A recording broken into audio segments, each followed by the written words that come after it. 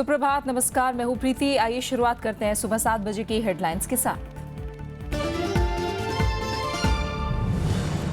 America से 145 howitzer तोपें खरीदेगा भारत। दोनों देशों के बीच 5,000 करोड़ रुपए के रक्षा सौदे पर हस्ताक्षर। चीन सीमा पर तैनात होंगी तोपें।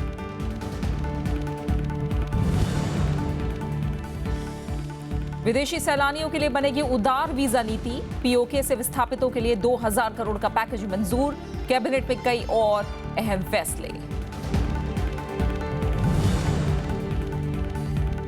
राहुल गांधी के ट्विटर अकाउंट हैक होने पर आरोप प्रत्यारोप। कांग्रेस का विपक्ष की आवाज दबाने का आरोप। बीजेपी ने कहा सरकार को बदनाम करने की कोशिश। सिनेमाघरों में फिल्म से पहले बजेगा राष्ट्रगान। स्क्रीन पर दिखाना होगा राष्ट्रीय ध्वज। सुप्रीम कोर्ट का 7 दिन में अमल का आदेश।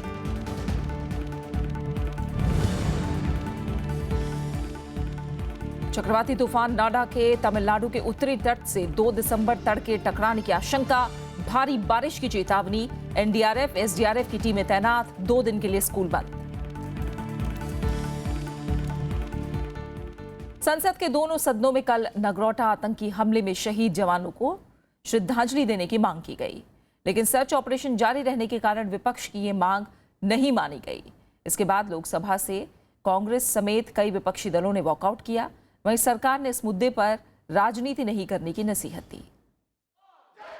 राज्यसभा की कार्यवाही शुरू होते ही नेता विपक्ष गुलाम नबी आजाद ने नगरोटा में आतंकी हमले में शहीद हुए जवानों को श्रद्धांजलि देने की मांग की। उन्होंने इस मामले में रक्षा मंत्री के बयान की भी मांग की। बीएसपी और टीएमसी ने भी कांग्रेस का समर्थन किया। नगरोटा के जो हादसा हुआ उसको लेकर सुबह हमारे बीच आते थे, वो भी चोरी हो जाएगा। तो डिफेंस मिनिस्टर स्टेटमेंट दे दे। जब से सर्जिकल स्ट्राइक हुआ है जम्मू कश्मीर में, उसके बाद 25 आर्मी पर्सोनल का मौत हुआ है। पिछले दिन कल भी 7 आर्मी जवान शहीद हो गए। भी रिसेंटली 2 अधिकारियों को मिलाकर 5 और थे, तो 7 हमारे जो जवान हैं वो शहीद हो गए हैं। लेकिन माननीय सभापति जी, तो सरकार इस मामले में हमें बिल्कुल भी संवेदनशील नजर नहीं आ रही है। उपसभापति और सरकार ने साफ किया कि अभी सर्च ऑपरेशन जारी है। पूरी जानकारी मिलने के बाद ही शहीदों को श्रद्धांजलि दी जाएगी। नेता सदन ने विपक्ष को आश्वासन दिया कि सरकार इस मुद्दे पर चर्चा के लिए तैयार है। सीमा की स्थिति के संबंध में अगर विपक्ष चर्चा चाहता है तो सरकार उसके लिए भी तैयार है। विपक्ष के गतिरोध की वजह से सदन की कार्यवाही बाधित हुई। 12 बजे तक। इधर लोकसभा में भी विपक्षी सदस्यों ने शहीद हुए जवानों को श्रद्धांजलि देने की मांग की। इस मुद्दे पर कांग्रेस, तृणमूल कांग्रेस और वाम दलों ने सदन से वॉकआउट किया। कॉम्बिंग इज ऑन, वो थोड़ी सी जानकारी पूरी ले लेते हैं, होने दो। और फिर अभी तक करी थी क्या कभी? आप हमारी भी बात करेंगे ना। ऑबिचुअरी देने में कभी कोई है नहीं है। बाद में विपक्ष ने सरकार पर स्पीकर को इस मामले की सूचना नहीं देने का आरोप लगाया, लेकिन इसे सदन की कार्यवाही से हटा दिया गया। ऑबिचुअरी रेफरेंस के वक्त हमने जो उठाया था वो आपके खिलाफ नहीं था। It was not any attempt to hurt you for our walkout. If as hurt you, तो we express our regret. सरकार का कहना था कि ऐसे संवेदनशील विषय पर विपक्ष को राजनीति नहीं करनी चाहिए। कॉम्बिंग ऑपरेशन चल रहा है। It's okay. हमारे वीर जवानों के शहादत के बारे में, उसके श्रद्धांजलि के बारे में राजनीति करना शोभा नहीं देती है, ठीक नहीं है, उसको नहीं करना चाहिए। जम्मू कश्मीर के नगरोटा में सैन्य शिविर पर मंगलवार को आतंकी हमला हुआ था। इसमें 2 अधिकारी समेत 7 जवान शहीद हुए थे। रविंद्र सिंह शौरान के साथ कृति मिश्रा, राज्यसभा टीवी। नोटबंदी पर संसद के दोनों सदनों में कल भी अवरोध रहा। राज्यसभा में विपक्ष ने नोटबंदी से मरने वालों के परिजनों को मुआवजा देने की मांग की। वहीं लोकसभा में चर्चा के बाद मत विभाजन की मांग पर विपक्ष अड़ा हुआ है। सदन में 10वें दिन भी गतिरोध की वजह से नोटबंदी पर चर्चा नहीं हो सकी।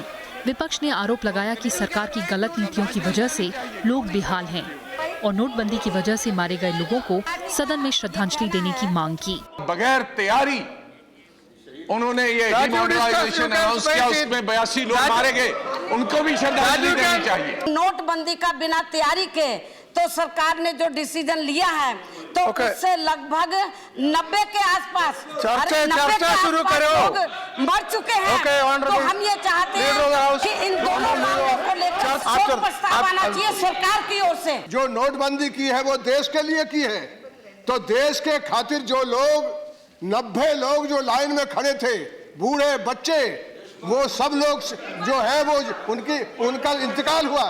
विपक्ष ने चर्चा के दौरान प्रधानमंत्री की सदन में मौजूदगी की मांग दोहराई। विपक्षी दलों ने नोटबंदी की वजह से जान गंवाने वाले लोगों के परिजनों को मुआवजा देने की भी मांग की। But the Prime Minister has said a lot of things outside the House, painting all political parties in a very poor light. He needs to come here and tender an apology. Let's carry on with the debate after that. गरीब लोग मरे हैं, उनको कम से कम 10 लाख रुपया हर व्यक्ति को मिलना चाहिए, चाहे वो महिला हो, चाहे पुरुष हो, चाहे बच्चा हो। सरकार ने विपक्ष से नोटबंदी पर चर्चा जारी रखने की बात कही। करेंसी के विषय पे चर्चा चल रही है और सीमा की स्थिति के संबंध में अगर विपक्ष चर्चा चाहता है तो सरकार उसके लिए भी तैयार है। गतिरोध की वजह से सदन की कार्यवाही बाधित हुई। आखिरकार सदन की कार्यवाही गुरुवार सुबह 11 बजे तक स्थगित करनी पड़ी। House stands adjourned till 11 a.m. on Thursday, 1st December. इधर लोकसभा में नोटबंदी के मसले पर अवरोध हुआ। इस मुद्दे पर विपक्षी दलों के कई सदस्यों ने स्थगन प्रस्ताव का नोटिस दिया, जिसे स्पीकर ने खारिज कर दिया। कांग्रेस और टीएमसी समेत विपक्षी दलों ने नियम 56 के तहत चर्चा की मांग की। आप कोई भी रूल में ले लीजिए जिसमें डिबेट होगा और वोटिंग होगी। रूल 388 और 389 के तहत आप कर सकते हैं। ये संसद में सभी लोग चाह रहे हैं कि इसके बारे में चर्चा हो, लेकिन किस रूल पे हो ये आपके ऊपर निर्भर कर रहा है कि एडजॉर्नमेंट मोशन हमने दिया। संसदीय कार्य मंत्री अनंत कुमार ने कहा कि सरकार नोटबंदी पर व्यापक चर्चा और विपक्ष के सुझावों पर गौर करने के लिए तैयार है। इसके बारे में चर्चा करने के लिए 16 तारीख से हम तैयार बैठे हैं। हर दिन हम चर्चा करने के लिए तैयार है। इसको वोटिंग के तहत डिवाइड करना, ये डिवाइडेड मैसेज देश को देना, ये ठीक नहीं है, उचित नहीं है। विपक्ष के अवरोध के चलते सदन की कार्यवाही कई बार बाधित हुई। आखिर में इसे दिन भर के लिए स्थगित कर दिया गया। प्रणव गोस्वामी के साथ कृति मिश्रा, राज्यसभा टीवी। जनधन खातों में दुरुपयोग की खबरों के बाद सरकार ने इन खातों से रकम निकालने पर बंदिशें लगा दी हैं। इन खातों से एक महीने में 10,000 रुपए तक निकाले जा सकते हैं। इस बीच संसद के बाहर भी सत्ता पक्ष और विपक्ष के बीच नोटबंदी पर बयानबाजी जारी है।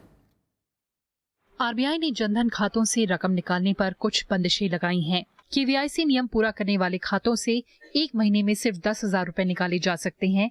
जो खाते ये नियम पूरा नहीं करते हैं उनसे 5,000 रुपए निकाले जा सकते हैं।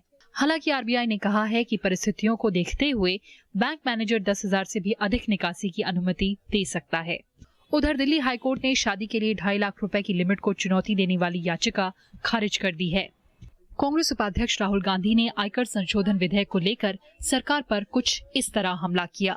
हमारा कहना है कि 50-50 में 50% ब्लैक मनी वापस दे दिया है सरकार ने चोरों को। पश्चिम बंगाल की मुख्यमंत्री ममता बनर्जी ने बुधवार को पटना में रैली की। उन्होंने आरोप लगाया कि नोटबंदी स्त्री धन के साथ महिला शक्ति का अपमान है। आज क्या बोला, बुटुआ बंद कर दो, मोबाइल लेके चलो। तुम जनता को बुटुआ बंद कर सकते हैं?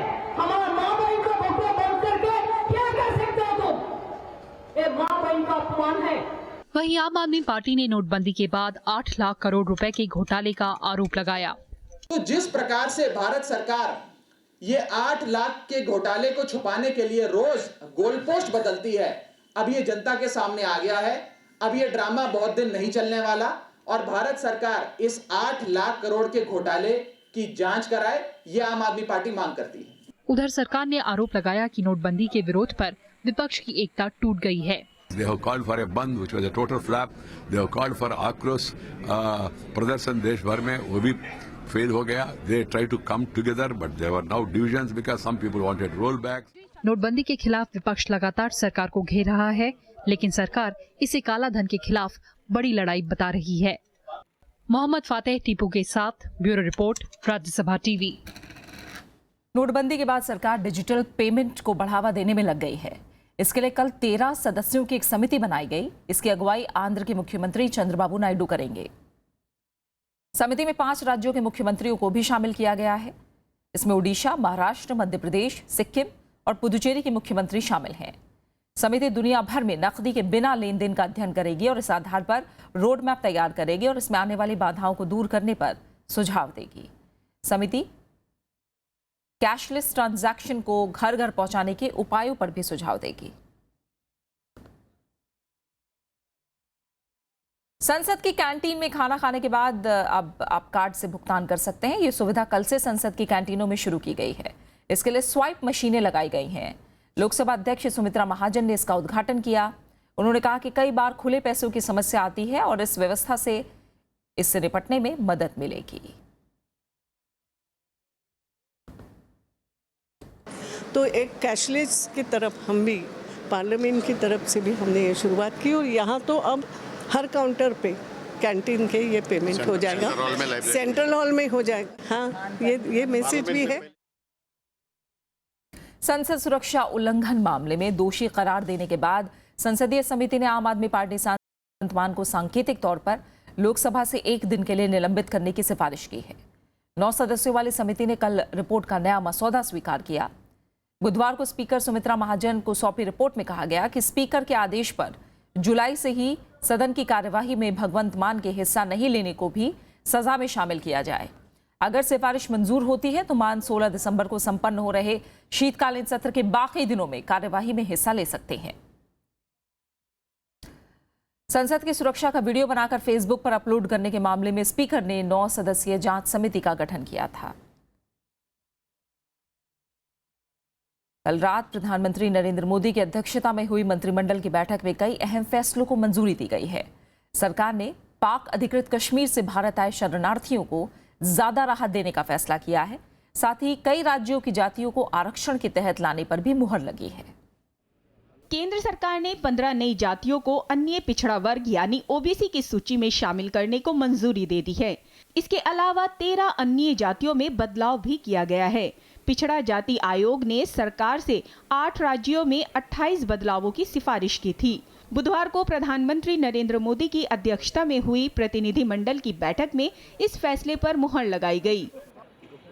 फैसला लागू होने के बाद असम, बिहार, झारखंड, हिमाचल प्रदेश, महाराष्ट्र, मध्य प्रदेश, जम्मू कश्मीर और उत्तराखंड से जुड़ी इन जातियों को शैक्षणिक संस्थाओं और सरकारी नौकरियों में आरक्षण की सुविधा मिल सकेगी।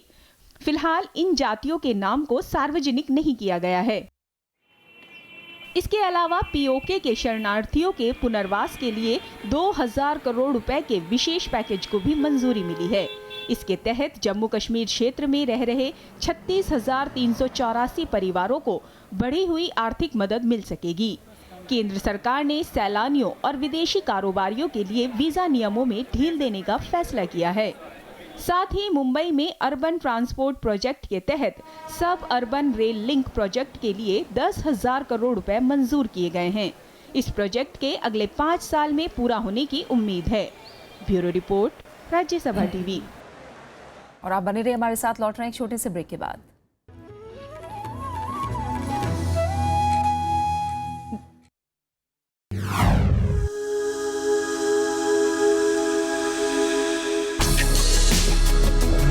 Tales that inspire. Stories of social change. A salute to diversity. Promoting public discourse. Events that motivate. Inspiring the innovative spirit. Watch Rajya Sabha television documentaries.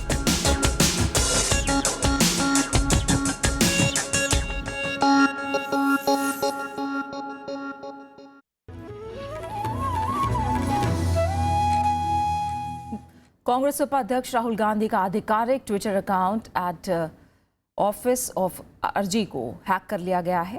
हालांकि शिकायत के बाद इसे रीसेट कर दिया गया। कांग्रेस ने ट्विटर अकाउंट हैक किए जाने के बाद ऑनलाइन पेमेंट प्लेटफॉर्म और गेटवे की सुरक्षा पर भी सवाल उठाए। तो बीजेपी ने कहा कि कांग्रेस कैशलेस अर्थव्यवस्था के लिए सरकार की पहल को बदनाम करने की कोशिश कर रही है। कांग्रेस उपाध्यक्ष राहुल गांधी का आधिकारिक ट्विटर अकाउंट हैक किए जाने पर पार्टी ने कड़ी प्रतिक्रिया दी है। कांग्रेस प्रवक्ता रणदीप सुरजेवाला ने इसे विपक्ष की आवाज दबाने की कोशिश करार दिया और सरकार से इस मामले में दोषियों के खिलाफ सख्त कार्रवाई की मांग की। भारतीय राजनीति के अपराध में इससे शर्मनाक अपराध हो नहीं सकता जब विपक्ष की आवाज दबाने के लिए इतनी घटिया और छोटी हरकतों पर कुछ लोग उतर आए हैं। कांग्रेस ने इस मामले को लेकर डिजिटल सुरक्षा पर भी सवाल खड़े किए तो बीजेपी ने कांग्रेस पर कैशलेस अर्थव्यवस्था के लिए सरकार की पहल को बदनाम करने का आरोप लगाया है। जो कैशलेस इकोनॉमी और ऑनलाइन पेमेंट्स की बात करते हैं, जब ट्विटर अकाउंट ही सेफ नहीं है तो जो ऑनलाइन पेमेंट प्लेटफॉर्म्स हैं, पेमेंट गेटवेज हैं, क्या आप उनको भी इसी प्रकार से वो हैक नहीं हो जाएंगे और करोड़ों अरबों रुपया लोगों का नहीं डूब जाएगा? देश के लोगों को भी सोचना पड़ेगा और देश की सरकार को भी सोचना पड़ेगा। राहुल गांधी की ट्विटर अकाउंट कल हैक किया गया, उसको आधार बनाकर कांग्रेस पार्टी जनता को भयभीत करने के लिए, मोबाइल ट्रांजैक्शंस करने के लिए, कैशलेस ट्रांजैक्शंस, डिजिटल ट्रांजैक्शंस करने से जनता को भयभीत कर रही है। कांग्रेस उपाध्यक्ष राहुल गांधी का ट्विटर अकाउंट कल करीब 8:45 पर हैक कर लिया गया और कुछ आपत्तिजनक ट्वीट किए गए। ट्विटर इंडिया को बाकायदा शिकायत की गई, जिसके बाद अकाउंट को रीसेट कर दिया गया। Bureau report, Rajya Sabha TV. सेना ने कल जम्मू के नगरोटा सैन्य शिविर में दूसरे दिन भी सर्च अभियान जारी रखा। सेना प्रमुख जनरल दलबीर सिंह सुहाग ने भी नगरोटा जाकर सुरक्षा हालात की समीक्षा की। वहीं बीएसएफ ने सीमा पर सुरंग का खुलासा किया। जम्मू के नगरोटा सैन्य शिविर में सेना ने दूसरे दिन तलाशी अभियान चलाया। सेना के मुताबिक शिविर में किसी आतंकी के छुपे होने की आशंका को देखते हुए सर्च ऑपरेशन किया गया है। इस बीच सेना प्रमुख जनरल दलबीर सिंह सुहाग नगरोटा पहुंचे और सुरक्षा हालात की समीक्षा की। बीएसएफ ने खुलासा किया है कि बुधवार सुबह सर्चिंग ऑपरेशन के दौरान अंतर्राष्ट्रीय सीमा पर सुरंग मिली है। माना जा रहा है कि ये सुरंग है जिसके जरिए आतंकी भारत में दाखिल हुए थे। ये 2x2 का एक ओपनिंग है और ऐसे लग रहा है कि आदमी उसमें क्रॉल करके मैनेज करके आए हैं। सांबा और नगरोटा में मारे गए आतंकियों के पास से भारी मात्रा में गोला बारूद और दूसरी चीजें मिली हैं जो पाकिस्तान में बने हैं। बीएसएफ का कहना है कि वो सीमा पार से संघर्ष विराम उल्लंघन और आतंकी घुसपैठ से निपटने के लिए पूरी तरह से मुस्तैद है। हमारी तरफ से सुरक्षा व्यवस्था जो है वो चाक चौबंद है, चौकस है और हमारी पूरी तैयारी है। 24 घंटे हम तैयार हैं। नेशनल कॉन्फ्रेंस के नेता ओमर अब्दुल्ला ने कश्मीर में सीमा पर तनाव और आतंकी घटनाओं में तेजी पर चिंता जताई है। We have seen a significant increase in tension along the line of control. Unfortunately, we've also seen a significant rise in militancy, both the state government and the central government, to secure our borders and to ensure that we can live in peace. Jammu Kashmir सरकार का कहना है कि पाकिस्तान की ओर से आतंकियों की घुसपैठ को करारा जवाब दिया जा रहा है। टेररिस्ट आए थे, सारे एलिमिनेट हो गए, एक भी बच के भाग नहीं पाया। लेकिन हमारे साथ के लगभग जवान जो हैं, फौज के जवान जो शहीद हुए हैं, ये बहुत बड़ी कुर्बानी है। मंगलवार तड़के आतंकियों ने नगरोटा स्थित सैन्य शिविर पर हमला किया था। इसमें सेना के 2 अधिकारी समेत 7 जवान शहीद हो गए थे और 3 आतंकी मार गिराए गए थे। वहीं सांबा सेक्टर में भी बीएसएफ ने 3 आतंकियों को ढेर कर दिया था। Bureau report, Rajya Sabha TV. अब सिनेमा घरों में फिल्म दिखाने से पहले राष्ट्रगान बजाना और तिरंगा दिखाना अनिवार्य होगा। सुप्रीम कोर्ट ने कल ये आदेश दिया। कोर्ट ने कहा कि राष्ट्रगान बजने पर दर्शकों को खड़े होकर इसका सम्मान करना चाहिए। सुप्रीम कोर्ट ने राष्ट्रगान और राष्ट्रध्वज को लेकर अहम आदेश दिया है। कोर्ट ने कहा है कि सिनेमा घरों में फिल्में दिखाने से पहले राष्ट्रगान बजाना होगा और पर्दे पर राष्ट्रीय ध्वज होगा। कोर्ट ने कहा है कि लोगों को ये महसूस होना चाहिए कि ये देश और मातृभूमि हमारी है। नागरिकों का कर्तव्य है कि वो राष्ट्रगान और राष्ट्रध्वज का सम्मान करें। कमर्शियल एक्सप्लॉयटेशन नहीं होगा, किसी भी तरह का इसको ड्रामेटाइजेशन नहीं होगा नेशनल एंथम का। मूवीज़ के बीच में या सीरियल्स के बीच में आप एकदम से बजा नहीं सकते। कोर्ट ने आदेश लागू करने के लिए केंद्र को 1 सप्ताह का वक्त दिया है। वहीं राष्ट्रगान को आपत्तिजनक चीजों पर छापने या दिखाने की मनाही होगी। राजनीतिक दलों ने फैसले का स्वागत किया है। आज देश में ये स्पष्ट संदेश जा रहा है कि संविधान के एक भाग को पूर्णता से नहीं ले सकते और दूसरे को इग्नोर कर दे। राइट्स एंड ड्यूटी साथ साथ चलेंगी, तो इसका स्वागत किया जाना चाहिए। ये एक मर्यादा है, हमारा सम्मान है और हमें सभी को मिलकर इसके बारे में जो है उस गरिमा को कायम रखना चाहिए। ये फैसला हमारे राष्ट्रीय एकता के लिए बहुत ही अहम है और सभी नागरिक को हमारे राष्ट्रीय गीत और राष्ट्रीय ध्वजा को सम्मान प्रदर्शन करनी चाहिए। कोर्ट का आदेश एक जनहित याचिका पर आया है। इसमें फिल्में दिखाने से पहले राष्ट्रगान बजाने के समुचित नियम बनाने की मांग की गई थी। Bureau report, Rajya Sabha TV. Supreme court ने कल सतलुज यमुना लिंक नहर मामले में यथास्थिति बरकरार रखने का आदेश दिया है। कोर्ट ने इस मामले में फिर से 3 रिसीवर नियुक्त करते हुए 15 दिसंबर तक स्टेटस रिपोर्ट मांगी है।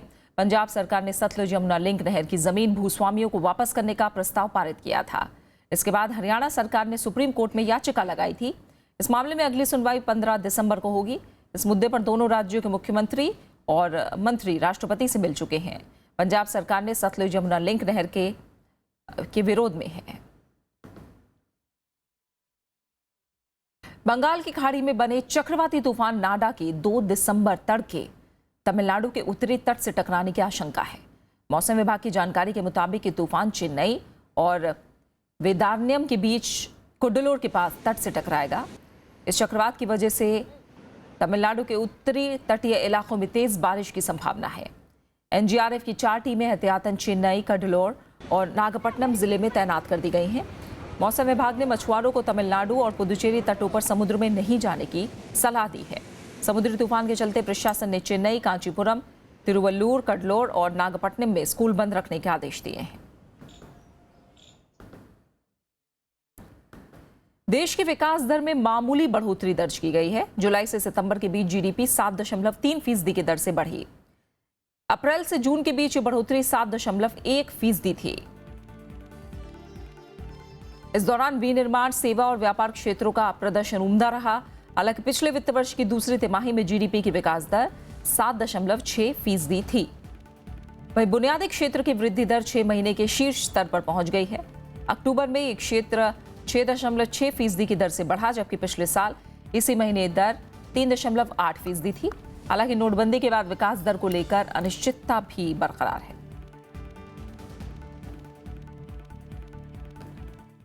What the impact on the third quarter will be is something that's subject to a considerable amount of uncertainty, and we're in the process of analyzing all the data, and we'll have the analysis for you in good time.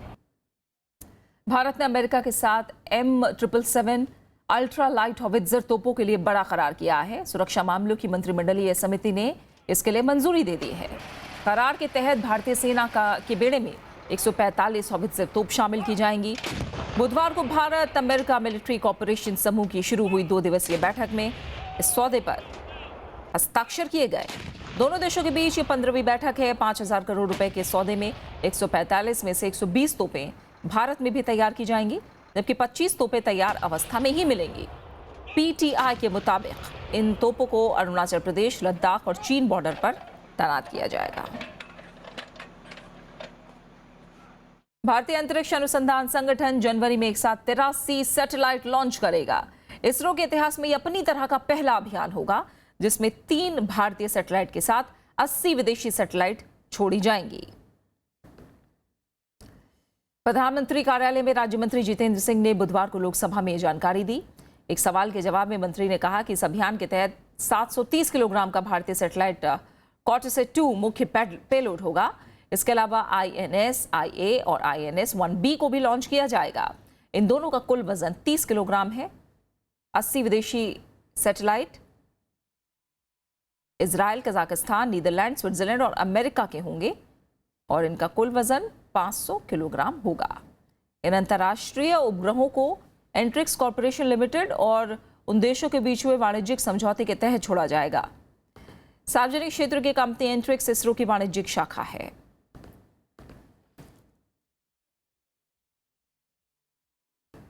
बात करते खेलों की। Macau open में बुधवार को भारतीय badminton खिलाड़ियों ने अपना शानदार खेल जारी रखा। महिला एकल वर्ग में स्टार खिलाड़ी साइना नेहवाल ने पहले दौर का मुकाबला जीतकर अगले दौर में जगह बना ली। साइना ने इंडोनेशिया की हना रामदीनी को 21-23, 21-14, 21-18 से मात दी है। दोनों के बीच 1 घंटे तक मुकाबला चला। साइना को इस जीत के लिए कड़ा संघर्ष करना पड़ा। साइना नेहवाल का अगला मुकाबला इंडोनेशिया के दिनार दिया आयुस्तीन से होगा। वहीं पुरुष एकल की बात अगर करें तो पहले गेम में पी कश्यप ने अपना भी मुकाबला जीत लिया और अगले दौर में जगह बनाने में वो कामयाब हुए हैं। पी कश्यप ने चीनी ताइपे के चुन वेइचेन को 21-19, 21-8 से हराया। अब कश्यप का अगले दौर में चीनी ताइपे के लिए के लिन यूसीएन से मुकाबला होगा। उधर हांगकांग सुपर सीरीज के फाइनल में जगह बनाने के लिए समीर वर्मा पहले दौर में ही हारकर टूर्नामेंट से बाहर हो गए। और अब आखिर में हेडलाइंस।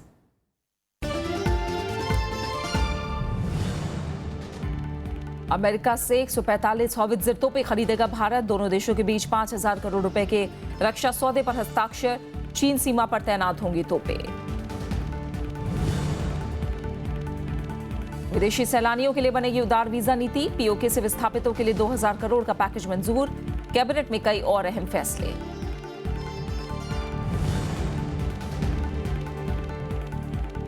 राहुल गांधी के ट्विटर अकाउंट हैक होने पर आरोप प्रत्यारोप। कांग्रेस का विपक्ष की आवाज दबाने का आरोप। बीजेपी ने कहा सरकार को बदनाम करने की कोशिश।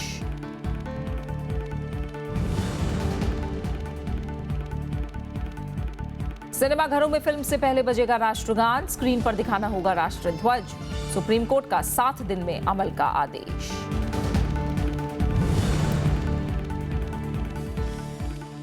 चक्रवाती तूफान नाडा के तमिलनाडु के उत्तरी तट से 2 दिसंबर तड़के टकराने की आशंका। भारी बारिश की चेतावनी। एनडीआरएफ, एसडीआरएफ की टीमें तैनात। 2 दिन के लिए स्कूल बंद। और इसी के साथ फिलहाल इस बुलेटिन में इतना ही। आगे देखिए विशेष। नमस्कार।